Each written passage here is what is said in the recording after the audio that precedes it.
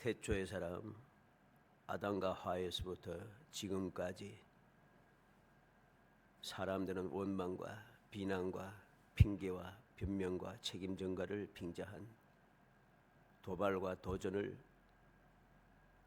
끊임없이 이어온 것이 인류의 역사입니다. 끊임없이 이어져 왔다는 거죠. 그러나 이 문제가 해결되지 못해 지금도 앞으로도 주님 다시 오시고 심판하실 때까지 이 문제는 계속되어질 것입니다. 왜냐하면 사람들은 심지어 믿음의 사람들조차도 하나님의 말씀을 거역하기 때문입니다. 인류의 역사는 거역의 역사죠. 하나님의 말씀을 거역하고 인간의 생각과 지식과 경험을 앞서 가지고 여러 가지 수단과 방법을 만들어내며 각종 문제들을 마음대로 해결하려고 발부둥치고 몸부림치며 짜내고 또 짜내며 여기까지 왔지만 여러 가지 문제들은 해결되기는커녕 더욱더 복잡해지고 흥크러지고 꼬여서 점점 어려워지게 되었습니다. 이제는 문제의 시작이 어디인지 알 수가 없어요. 오늘 말씀도 이런 문제가 생겼을 때에 온전한 믿음의 사람들은 어떻게 해야 하는가? 어떻게 하는 것이 올바른 신앙생활의 방법인가? 올바른 신앙생활을 위하여 40번째 시간입니다. 원망을 그치게 하리라. 올바른 신앙생활을 위해서 해야 될 40번째 방법, 원망을 그치게 하리라. 이 세상의 여러 가지 문제들은 항상 명심해야 됩니다. 원망에서부터 시작합니다. 그 표현 방법이라든가 행하는 모든 일들이 다 달라버려도 그 기본은 원망에서 시작이 됩니다. 아담과 하와가 왜 죄를 지었습니까? 원망에서 시작되었습니다. 성경 말씀 어디에도 원망이 나타나지 않습니다. 그래서 원망과는 상관이 없는 줄 압니다. 근데 원망과 상관이 있어요. 왜?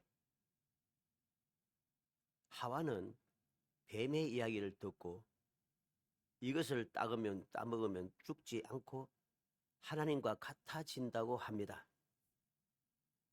그 이야기를 듣고 보니까 보암직하고 먹음직스럽고 하나님과 같아질 만큼 탐스럽기도 하다. 이 무슨 말이에요? 원망이죠. 왜 하나님과 같아질 수 있는 이 선악과를 따먹지 못하게 하는가? 안 죽는데 왜 죽는다고 하는가? 하나님과 같아질 수 있는데 왜 못 먹게 하는가? 원망이 시작된 거죠.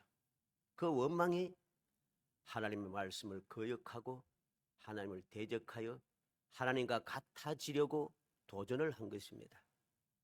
이게 문제인 것이죠. 오늘 말씀도 마찬가지죠. 왜 이 문제가 생겼는가? 원망에서부터 시작됩니다. 어떤 원망? 니만 하나님 만났나? 나도 하나님 만났고, 니만 하나님 말씀 들었냐? 나도 말씀 들었고, 니만 성령 충만 받았나? 나도 성령 충만 받았고, 니만 택함 받았냐? 나도 택함 받았고. 이거예요. 이 원망에서부터 출발한 거예요.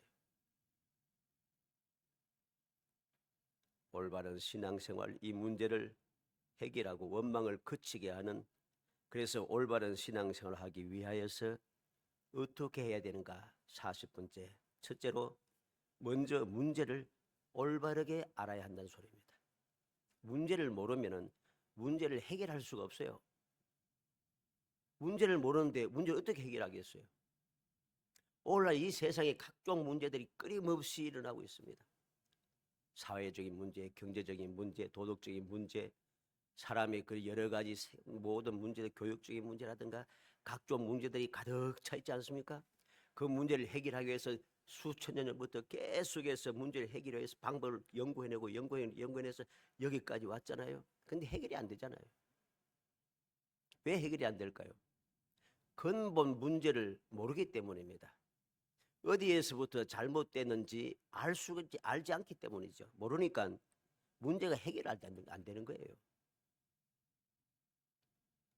오늘 문제가 무엇입니까? 오늘 문제가 무엇입니까? 고라와 다단과 아비람과 이름 있는 지휘관 250명이 함께 모세를 거슬러 대적할 때에 민수기 16장 1절과 2절 그리고 10절 19절 있는 말씀입니다. 여호와께서 진노하셔서 모든 백성을 멸하려 하심으로 일어난 일입니다.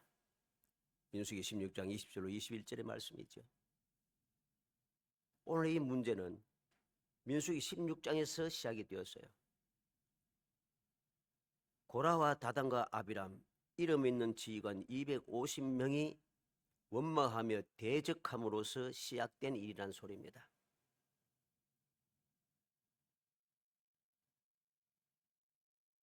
민수기 16장 27절에 무리가 고라와 다단과 아비람의 장막 사방에서 사방을 떠나고 다단과 아비람은 그들의 처자와 유아들과 함께 나와서 자기 장막 문에 선지라. 민수기 16장 32절로 33절에 땅이 그 입을 열어 그들과 그들의 집과 고라와에 속한 모든 사람과 그들의 재물을 삼키며 그들과 그의 모든 재물이 산채로 서울에 빠지며 땅의 겁이 덮이니 그들의 회중 가운데서 망하니라. 민수기 16장 35절에 여호와께로부터 불이 나와서 분향하는 250명을 불살랐더라. 민수기 16장 49절에 고라의 일로 죽은 자 외에 연병에 죽은 자가 14,700명이었더라. 여기에서 출발이 되었습니다. 문제가 바로 여기에서 시작이 되었다는 것입니다. 원망하며 대적하며 거슬렀다는 것이죠. 그러면은 오늘 이 문제의 원인이 무엇인가 또 알아야 됩니다.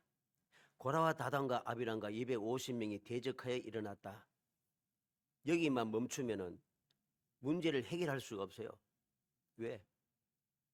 그 문제가 거기에서부터 출발한 것이 아니기 때문입니다. 오늘 문제의 원인이 무엇인가? 다시 말해서 어디에서부터 출발했는가 하는 것을 알아야 한다는 소리입니다. 민수기 12장 1절로 2절에 모세가 구스 여자를 취하였더니 그 구스 여자를 취하였으므로 미리암과 아론이 모세를 비방하니라.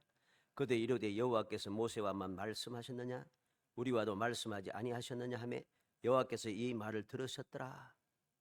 민수기 12장 4절로 10절에 보면 여호와께서 갑자기 모세와 아론과 미리암에게 이르시되 너희 세 사람은 회막으로 나아오라 하시니 그 세 사람이 나아가며 여호와께서 구름 기둥 가운데로부터 강림하사 장막 문에 서시고 아론과 미리암을 부르시는지라.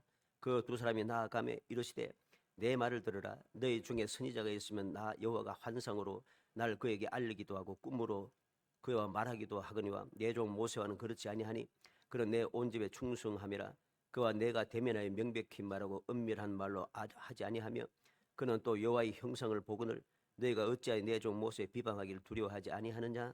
여호와께서 그들을 향하여 진노하시고 떠나시며 구름이 장막 위에서 떠나갔고 미리암은 나병에 걸려 눈 같더라. 아론이 미리암을 본적 나병에 걸렸는지라. 아론과 미리암이 모세에게 도전하고 대적함으로 계기가 주어진 것입니다. 그래서 사촌인 고라가 모세와 아론의 사촌인 고라가 장자 지파의 지도자들인 다단과 아비람을 부추기고 그리고 250명의 이름 있는 지휘관들 부추겨서 그들과 힘을 합쳐서 도전하고 대적한 거죠. 바로 여기에서 출발이 되었습니다.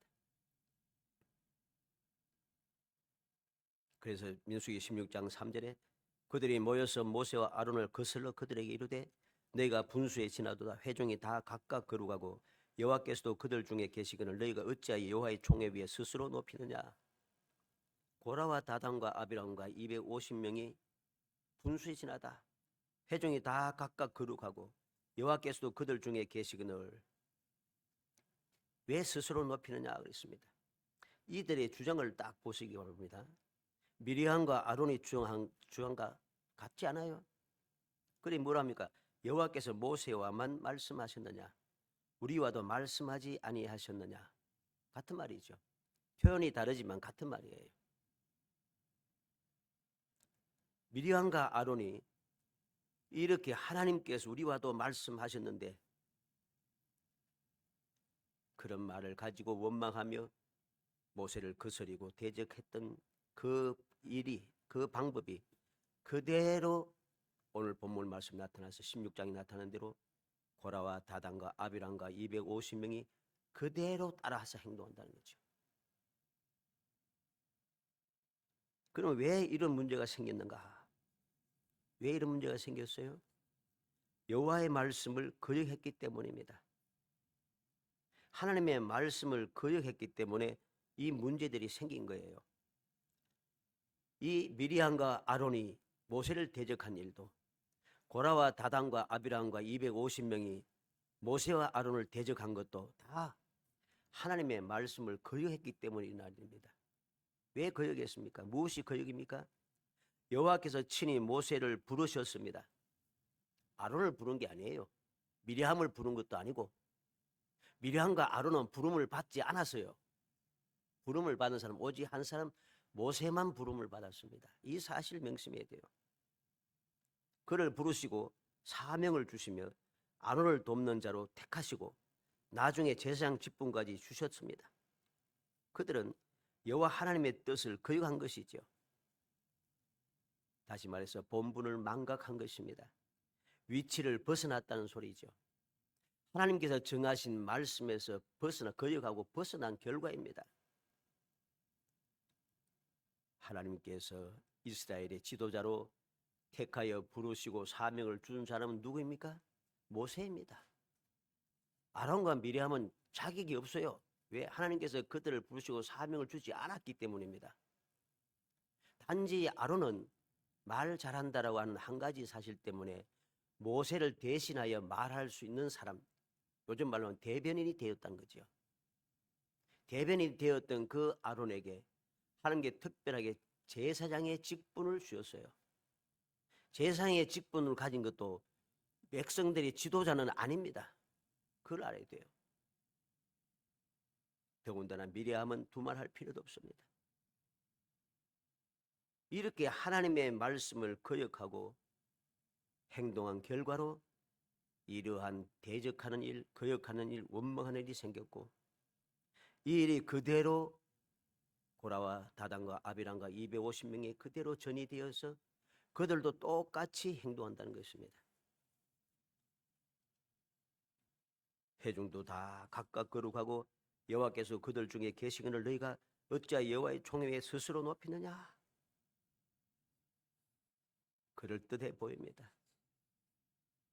말 가만히 들어보면은 너무 그럴듯해요. 진짜 같아요. 요즘 말입니다. 유명한 사람들이 그 말을 제가 종종 이제 뭐 유튜브 같은 걸 통해서 유명한 분들의 그 설교라든가 이것을 한번 들어봅니다. 제가 깜짝깜짝 놀랍니다. 어떻게 이런 말을 하는가? 아, 이러니까 믿음의 사람들의 믿음이 자꾸만 변질이 되는구나. 이게 자꾸 생각나요.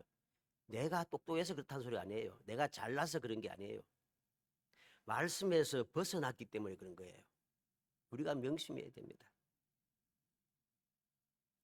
아론은 대제사장이었고 미리암도 선지자라고 불렸습니다. 그런데 그들이 말하는 것을 들으면 그럴듯해요. 근데 그럴듯할 뿐이지 진리는 아닌 거예요. 말씀에서 어긋나는 말은 다 틀린 말이에요. 어떤 분이 이야기하더라고요. 개척교회 하다가 힘들면은, 생활 힘들면은 그만두고 나가서 직장을 가지고 일을 하고 먹고 살아라. 직장 가지고 일하고 먹고 사는 동안에 예수 믿으라고 전도하지 마라. 제가 황당했어요. 예수님 말씀과 딱 반대되는 말이잖아요. 예수님 뭐라고 했어요? 땅끝까지 이래서 내 정인이 되라. 가르치고 증거하라고 하셨는데, 내가 하나님께서 아버지 나를 보내신 게 나도 너희를 보낸다고 하시는데, 살기 힘들면은 그만두고 일부터 해라. 그러다가 기회가 생기면은 그들에게 전도해라. 이게 말이 되는 이야기예요? 이건 그럴듯해도 이게 진리가 아닌 거예요. 하나님의 말씀에 정면으로 대적하는 이야기예요. 우리는 명심해야 됩니다. 하나님의 뜻이 무엇인가를 올바르게 알고 그 말씀대로 살아야만이 문제가 생기지 않는 거예요. 오늘날 왜 문제가 생깁니까? 세상 일 이야기할 필요 없습니다. 교회에 왜 문제가 생겨요? 말씀대로 안 하기 때문입니다. 말씀대로 안 하니까 문제가 생기는 거예요. 두말할 필요가 없어요. 아무리 그럴듯한 이야기하고 좋은 말을 골라서 다 설득을 시켜도 하나님의 말씀에서 벗어났기 때문에 문제가 생긴 거예요. 우리는 이 사실을 명심해야 됩니다. 그래서 두 번째로 생각하는 것은, 첫째는 문제를 올바르게 알아야 한다 그랬죠. 두 번째는 하나님의 말씀대로 해야 한다는 소리입니다. 그게 올바른 신앙생활이 왜? 오늘 1절에 보니까 여호와께서 모세에게 말씀하여 이르시되, 문제가 생겼을 때 하나님께서 친히 모세에게 말씀하셨습니다. 하나님께서는 어떠한 문제가 생겨도 언제나 변함없이 말씀하셨고 무엇이든지 말씀대로 하면 다 해결이 되었습니다. 오늘도 여호와께서는 문제를 해결할 뿐만 아니라 앞으로도 어떤 문제가 생기지 않게 하기 위해서 말씀하셨습니다. 우리는 기억해야 돼요. 무슨 말씀을 하십니까? 첫째로 하신 말씀은 조상의 가문을 따라 지팡이에 이름을 새겨서 가져오라. 2절로 3절 말씀이죠. 너는 이스라엘 자손에게 말하여 그들 중에서 각 조상의 가문을 따라 지팡이 하나씩 취하되 곧 그들의 조상의 가문대로 그 모든 지휘관에게 지팡이 12를 취하고 그 사람들의 이름을 각각 그 지팡이에 쓰되 레위 지팡이에는 아론의 이름을 쓰라. 이는 그들의 조상의 가문의 각 수령이 지팡이 하나씩 있어야 할 것임이니라. 하나님의 첫 번째 말씀이 뭐예요? 가문의 대표자가 지팡이에 이름을 써서 하나님 앞으로 가져오라. 내 앞으로 가져오라. 첫 번째 말씀이에요. 하나님 앞으로 가야 한다는 거죠. 다른 곳을 가서는 안 돼요. 세상을 가고 사람을 찾아서 가서는 안 되는, 문제가 해결되지 않아요. 두 번째는 무슨 말씀을 하십니까? 지팡이를 정거궤 앞에 두라 하십니다. 4절 5절에 그 지팡이를 회막 안에서 내가 너희와 만나는 곳은 정거궤 앞에 두라. 내가 택한 자의 지팡이에는 싹이 나리니 이것으로 이스라엘 자손이 너에게 대하여 원망하는 말을 내 앞에서 그치게 하리라. 어떻게 그치게 할 수 있는가? 하나님의 말씀에 순종하여 지팡이에 이름을 새기고 그 지팡이를 하나님의 정거궤 앞에 두면은 해결된다는 것입니다.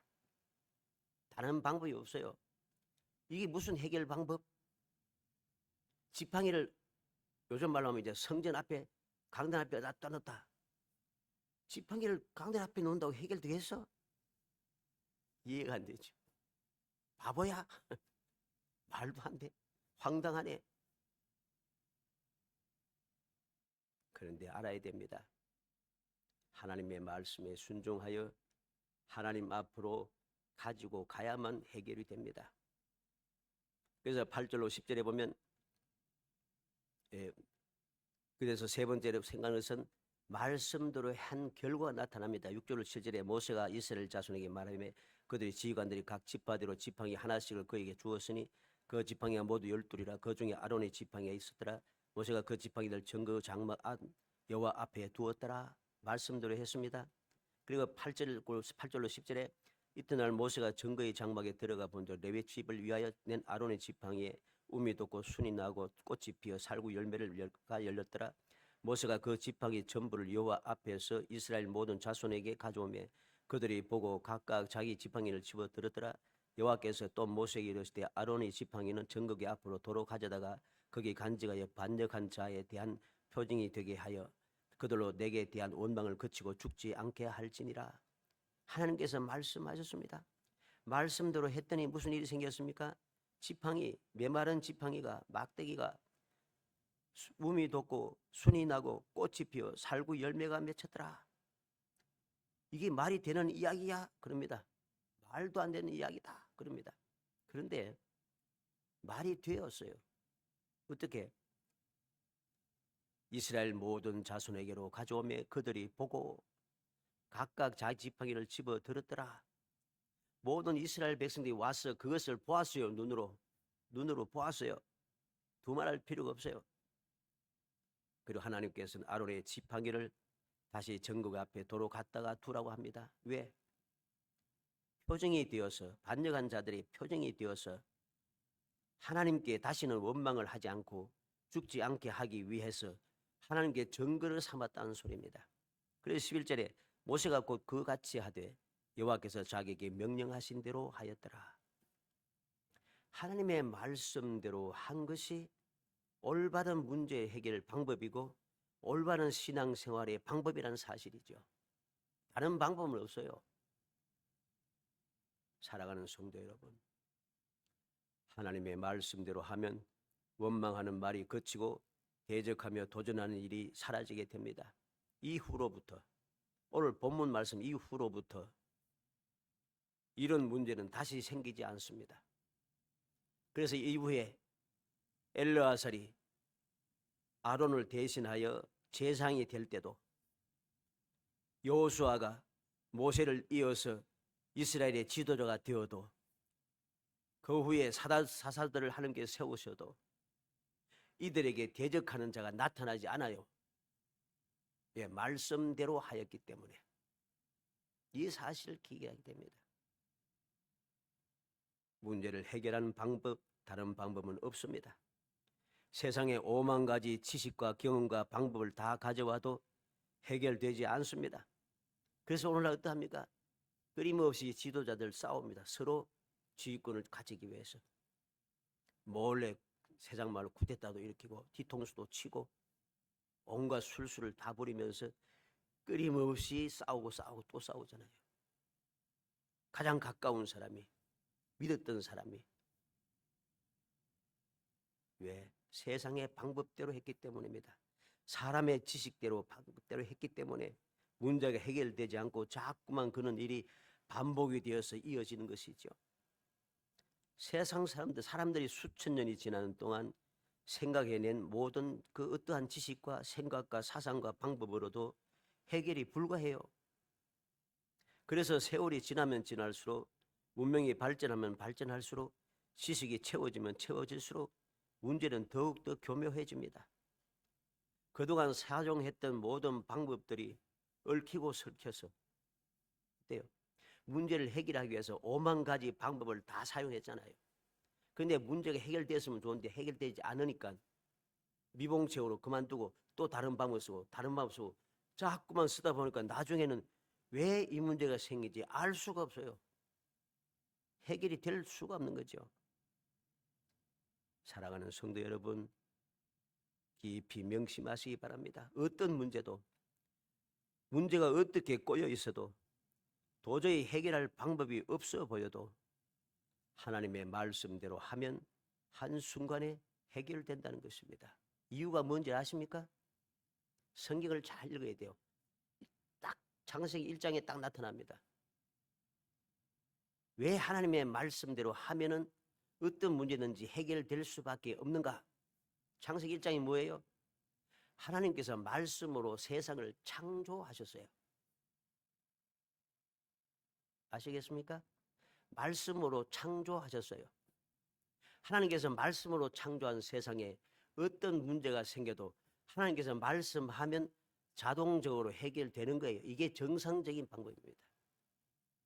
한번 생각해 보세요. 말씀으로 만들었었는데 말씀으로 이것들 흩어버리면 자동으로 해결되는 거죠. 근데 너무나도 당연한데 사람들이 이것을 당연하지 않다고 이야기합니다. 문제를 그 사실을 사람들은 또는 세상은 믿지 않는다는 것입니다. 어떻게 그럴 수가 있어?